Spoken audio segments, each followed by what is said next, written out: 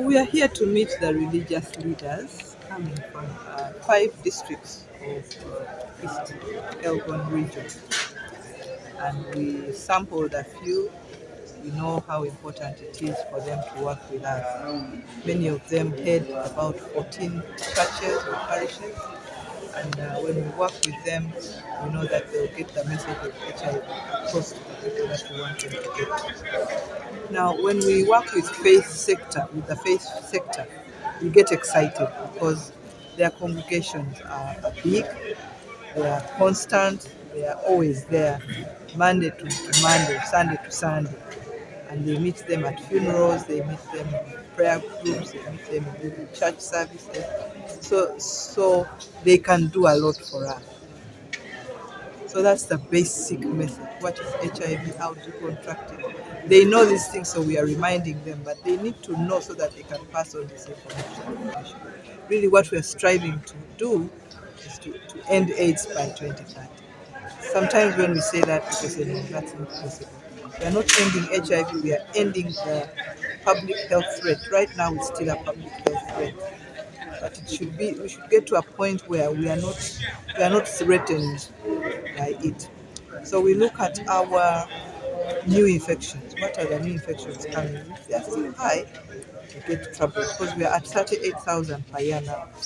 We want it to go down to about 15,000 or even less. AIDS-related deaths, we are at 20,000 per year. We want it to go down to 5,000 or even less by 2030. So for us to look at those statistics, when the statistics are going down in those areas, then we have made it. But right now, it's unacceptably high. Having 4,700 children born or under 5 who are HIV positive is not a good sign. We want to get to 0. There's a lot of stigma and discrimination in the nation. So when you are stigmatized as an HIV positive person, you cannot access medication. Meaning then you will not be able to have viral suppression. And that means new infections will keep coming in. So everything is related. And so when we target the faith-based people, we are able to reach out to the population. Big, huge population. Right now we've covered 5 districts in this training. Women, either men go to buy the men. So definitely within these categories, their prevalence is very high. And of course, when we talk about female workers, they come from our homes. Some of them are even married. Some of them are our children. Some of them are our sisters. That's why we say this, we talk about key population. They are not from heaven, they are not from hell, but they are here, they come from our homes. That's why it is very important that you will find a man goes for a man, but also goes for a woman. So definitely this kind of behavior is aggravating the HIV infections. And that's why we are saying, unless we work together, we cannot be able. Unless we target those categories where we find the highest prevalence, then we shall not be able to achieve our end HIV by 2030 objective as a country. The prevalence among youth is the highest. Of course, we want to say that the girls, it is 3 times more than the boys. And when you look at the boys, they are at like 1.3. Then you are having the girls, which is going almost up to past 5%. So it means that in our youth, the prevalence is very, very high. This we talk about national prevalence of 4.9 is all categories put together, children, youth, and adults. But when you look at only youth category, the prevalence is high. And that's why it is giving us a word that we might not achieve our objective of ending HIV by 2030. We need to do behavioral change. It's very key. At the moment, we are seeing male sex workers in Mbale City. Very many now.